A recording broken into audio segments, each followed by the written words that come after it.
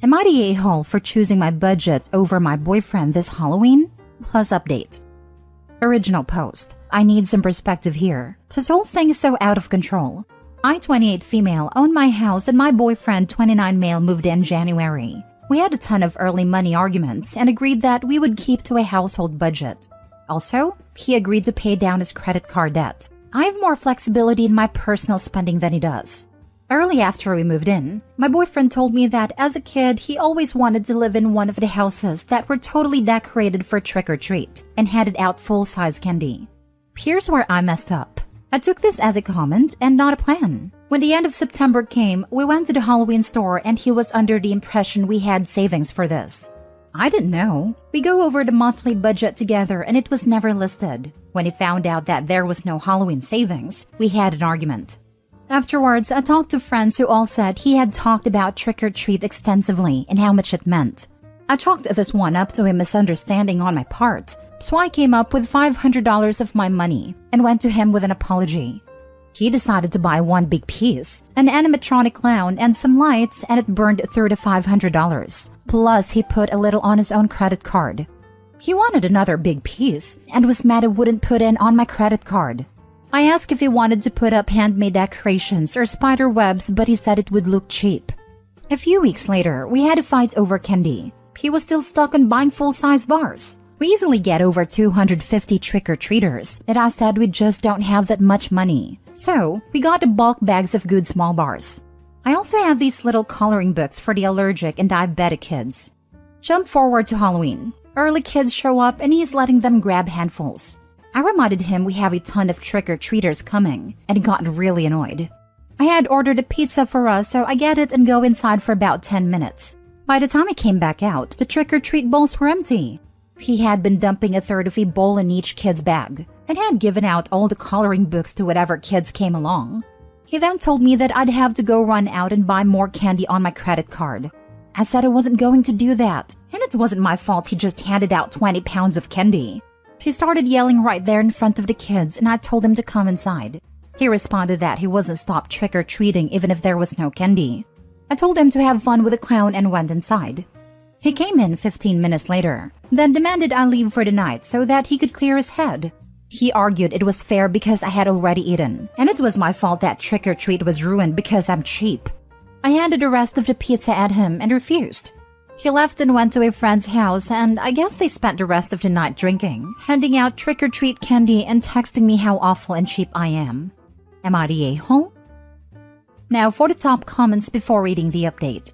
Not the a-hole. It sounds to me like you're his ATM, not his girlfriend.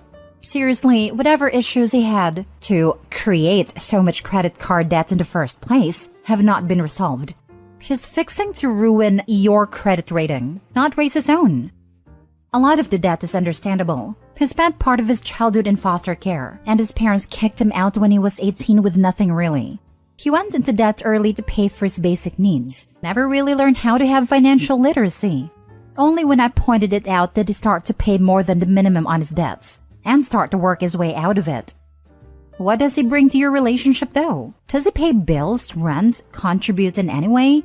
Or are you trying to save and change him? That's a trap people fall into trying to change their significant other, and it rarely if ever works.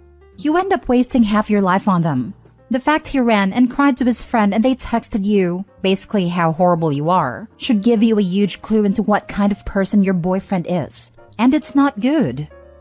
After we had an argument first month, I set up a monthly house budget that just covers communal things, and he has been contributing his half to it since. So half mortgage, utilities, etc.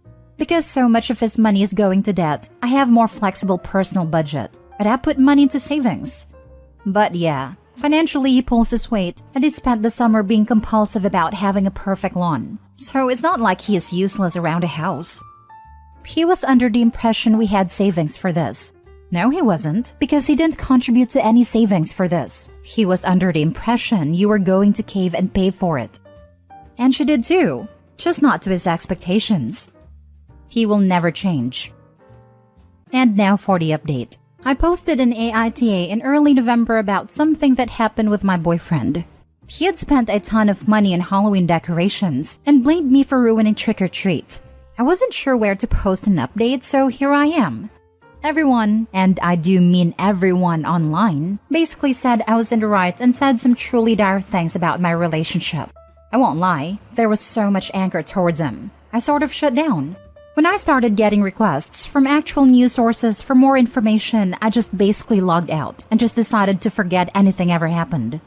We met the next day, as he had spent a few nights at his friend's house.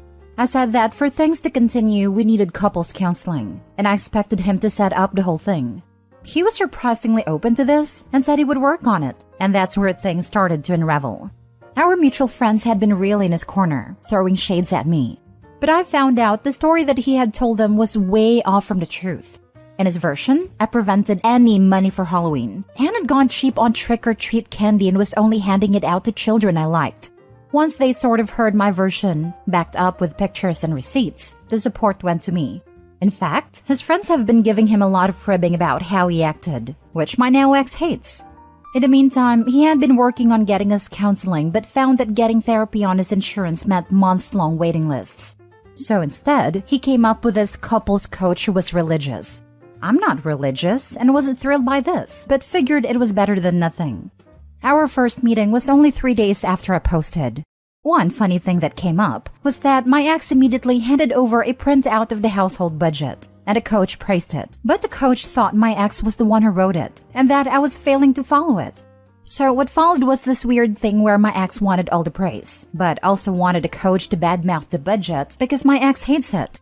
It took the better part of the first session to explain to him the actual situation, and the coach was weird about the fact that it was the woman in the relationship dictating money, even though he liked the budget itself. This was a lot of issues later, actually. The next day, one of our friends found a Reddit post and sent it to my ex, and all hell broke loose, with him saying that I had betrayed his trust. Our next couples coaching session was all about that, and honestly, I felt terrible for airing his dirty laundry. The coach and my ex both dunked on me a ton in this time, that I had publicly humiliated my ex. Obviously, I'm updating, so I don't care about embarrassing my ex anymore. He has this username and will probably read this. Whatever. One thing that was seemingly positive at first about the coaching was the coach pointed out that my ex had never had the ability to have holiday traditions because of his upbringing. I genuinely felt bad about this, and rolling into Christmas made a huge attempt to incorporate him into my family's traditions and to ask if there's anything he wanted to do. He responded by crapping all over my family's traditions, and his only contribution was to suggest something really extravagant that would have cost a fortune. I swear, he only did this just to badmouth me when I said no. This was all bookended by our twice-a-week visits to the couples coach who I increasingly hated. He would go through super religious prayers and having issue with us living together before marriage. Neither my ex or I responded positively to this, but my ex would get really into it when the coach would talk about more misogynistic men as head of household stuff. When I said I'd prefer moving to a regular therapist, my ex said I was undermining his work getting us help. There's a dozen little things that happened in there where I should have broken up. But last week was the real final straw. Ever since my ex found a post I had made on Reddit, he has been obsessed with going through my phone. But because of my career, I wouldn't let him. I have a lot of emails and accesses on my phone that's sensitive information in regards to my work. I made a compromise that he could ask who I was texting, etc., and I'd show him at any point. This wasn't good enough.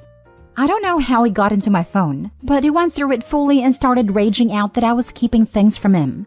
But none of it had any relation to him. Like, I had a group chat where we were planning a wedding shower for a friend. He's only met this friend in passing. He knew I was helping plan it, but was mad that I hadn't let him know every little detail. Specifically, we were surprising the bride by flying in her aunt who she rarely sees. I wasn't contributing to this financially, just knew about it. And somehow my not telling him that specific little thing was keeping secrets? We were still fighting over this when we went to a party with friends. Apparently, in digging through my old chats, he found where a friend of mine had talked to me in confidence of a tragedy she went through. Only her husband and sisters were really in the know. My ex was drunk and started talking about this loudly to her with her husband right there. Her husband told her to shut up, but my ex basically got all superior about knowing things and there not being secrets. It was very close to being a fight. I told him not to come back to my house after that, and he seems really shocked we broke up. I'm still numb about all of this. But yeah, him? Never again. I remember that post. I'm sorry that he was such a loser.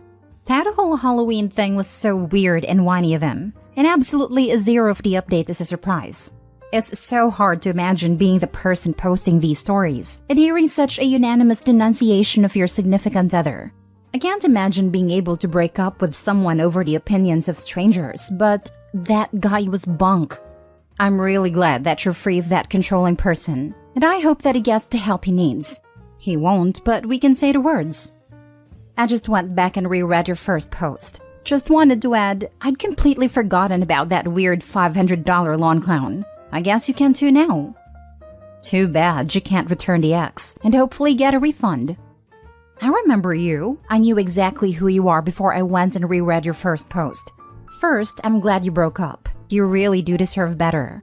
I know your ex probably had some good traits, but his inability to budget, inability to take responsibility, and his overwhelming sense of entitlement doomed your relationship. It sounds like his time in foster care damaged him, and he is trying to fill that emotional void by buying expensive things for himself. Please don't let him love bomb you into taking him back. He will promise everything under the sun, that he will change, follow a budget, get counseling, etc.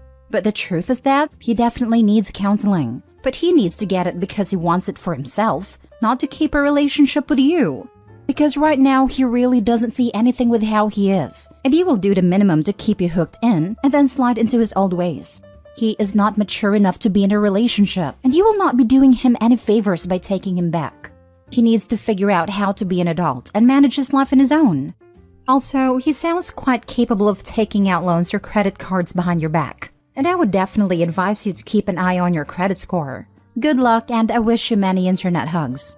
This is a pretty nice community, and you are welcome to check in for support anytime.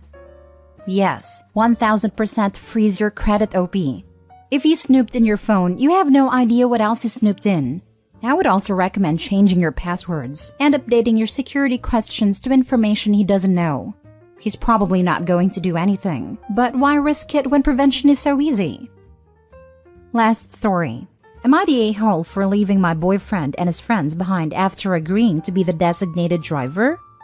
My 33 female boyfriend, 33 male of 4 years, is a big football fan, and he has a tradition of meeting up with his high school friends at a bar for Super Bowl every year. It's often the only time in a year he gets to see some of these friends because they're busy with their families and life. I don't like football, so I'm happy to be able to drop him off somewhere, have an evening to myself, and pick him up when he's ready to come home. He tends to go hard with the alcohol when he's out with his group. Last night, my boyfriend texted me that he was almost ready to be picked up, so I headed to the bar. He wasn't as ready as he made it seem, so I ended up going in and sitting down with them while everyone finished their rounds of drinks. He was pretty drunk, and he started getting handsy in a way that I wasn't comfortable with out in public. So I politely asked him to stop. I didn't want to make a scene, so I leaned in to whisper in his ear asking to stop. He got angry and whispered back, "You should consider yourself lucky that I'm going home with you. I could go home with any woman here if I wanted to." He couldn't, but has always been a dreamer, lol. I was taken aback as he's never said anything like that to me before. I get he was drunk, but still. Anger set in and I excused myself as if I was going to the bathroom. I ended up leaving and texted him to let him know I left. Unfortunately, he had arranged for me to drive 2 of his friends home too. Wouldn't have been an issue, but he also hadn't communicated that with me. Instead of calling an Uber or taxi like I assume he would, one of his friends called his wife. The wife had to wake their toddler up to go and pick them up. My boyfriend was furious when he came home, and still is this morning. He slept on the couch and we had an argument before he left for work. He says I embarrassed him by just up and leaving. He vehemently denies saying what he did, doesn't recall getting handsy, and insists he wasn't that drunk last night. I also got an angry text from the wife saying I was an a-hole for leaving them drunk and stranded, forcing her to wake her toddler up to go and pick them up. She also had a vague passive-aggressive Facebook post up calling me out. Now I'm questioning whether I overreacted.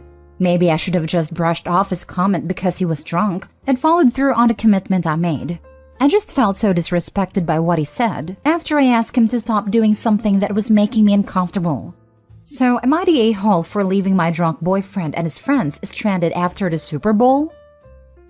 Now for the comments. Not the a-hole. Growing up with an alcoholic teaches you that what they say when they are drunk is what they really think all the time. Just now the filters are gone and they say it. Sick of people excusing drunk people saying awful crap. The booze didn't create the words. The booze set them free. Unfortunately, you're correct. I learned this lesson when my ex, an alcoholic, ultimately told me he loved his ex from his time in the service abroad more than he'd ever loved me.